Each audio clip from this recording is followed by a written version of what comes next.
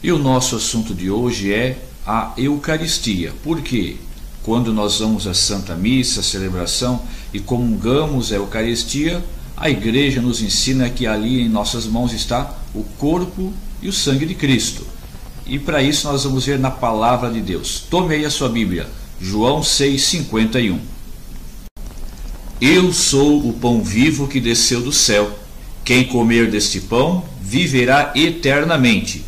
E o pão que eu hei de dar é a minha carne para a salvação do mundo. Bom, é Jesus que diz que ele vai dar a sua carne como comida e o seu sangue como bebida, não é mesmo? E precisamos comê-lo e bebê-lo para podermos ter a vida eterna. E isso a Igreja então entendeu que era o sacramento da Eucaristia. E assim ela fez até que em mais ou menos 730 depois de Cristo, 12 séculos atrás, uma igreja de Legosiano, São Legosiano, em Lanciano, na Itália, um padre, quando foi celebrar a Eucaristia, ele, uma pessoa normal, igual a mim e a você, pecador, ele permitiu que no seu coração entrasse a dúvida: será que quando eu, padre, consagro o pão, ele se torna corpo? Quando eu consagro o vinho, ele se torna sangue? E nas mãos daquele padre aconteceu que a hóstia virou corpo, carne, e o vinho virou sangue. E a notícia correu o mundo afora. E desde 730, este pedaço de carne e este pouco de sangue ficaram guardados num armário de madeira. Um armário de madeira na sacristia daquela igreja. E quando você vai no açougue, você compra um pedaço de carne para assar com a sua família. Se você não colocar ele na refrigeração, ele apodrece. Acontece que desde 730 até os nossos dias, aquele pedaço de carne permanece vivo. E está lá num relicário, lá em Lanciano, para todos poderem ver o sangue e a carne de Jesus consagrados na Santa Missa.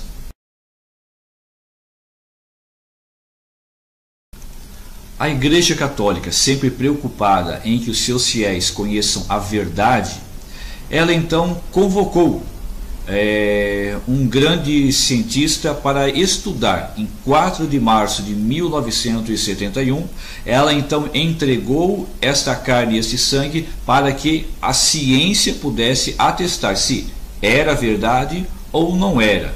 E a Igreja escolheu a melhor pessoa, o melhor profissional da época. O responsável pelos estudos foi o professor Dr. Edoardo Linoli, da Universidade de Siena. E veja, será que ele tinha capacidade? Ele era professor de anatomia e história patológica, professor de química e professor de microscopia clínica, um homem mais do que gabaritado para fazer os exames. O professor Eduardo, chefiando toda uma liga, de outros cientistas, ele que estava à frente do trabalho, ele fez então exaustivos testes na carne e no sangue e chegaram a estas decisões, a esses resultados. O pedaço de carne, ele é de um corpo masculino, de um homem de aparentemente 33 anos de idade. Olha só, é do coração. Então veja as partes que ela contém do coração masculino: endocárdio, miocárdio, nervo vago, ventrículo esquerdo. É também do mesmo tipo sanguíneo do sangue que foi colhido. Abriu-se então um buraco, um corte, um rasgão no meio deste pedaço de carne, desta hóstia. E eles foram então fazer a remontagem e perceberam que este corte está no lugar exato onde o soldado acertou ao peito do Senhor com a lança, e a lança transpassou o coração de Jesus. Interessante, não é mesmo?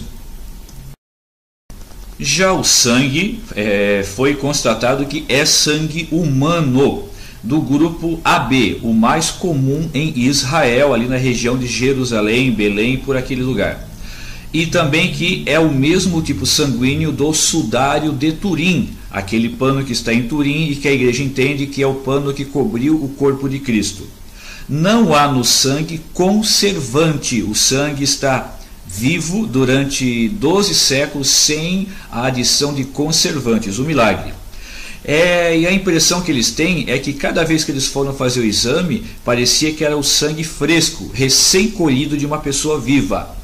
O interessante é que com o passar dos anos, o sangue foi se solidificando e ficou então em 5 pedras, de tamanhos diferentes. Eles pegaram a pedra menor, colocaram numa balança de precisão e ela deu um peso X. Tiraram, colocaram a pedra maior e a maior deu o mesmo peso da pedra menor. Colocaram as 5 pedras do coágulo de sangue na balança e as 5 juntas deram o mesmo peso que a pedra pequenininha tinha dado.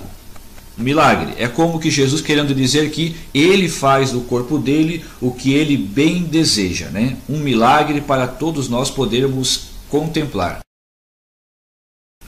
Bom, depois disso tudo, de tantas provas físicas, científicas e materiais, a junta científica só teve um trabalho.